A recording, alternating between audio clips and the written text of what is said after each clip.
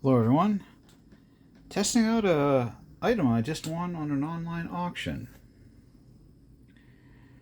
This is an old Lawrence Line GP7 switcher. It's got a Lindsay Drive in it and some old packaging, but solid brass, lost wax castings, a couple little extra spare parts there. But it is all solid brass, as it says, and it's not going to run. But we'll just give it a little bump here.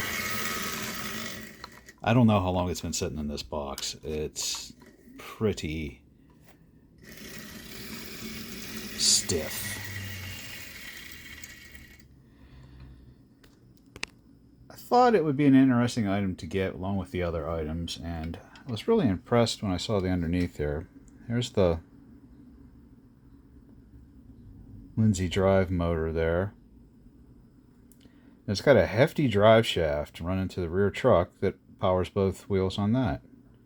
Not much else inside, and got some handrails on it.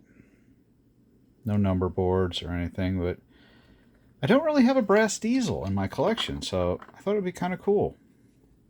We'll see if I decide to paint this up or if I leave it in its natural state, but that's about it.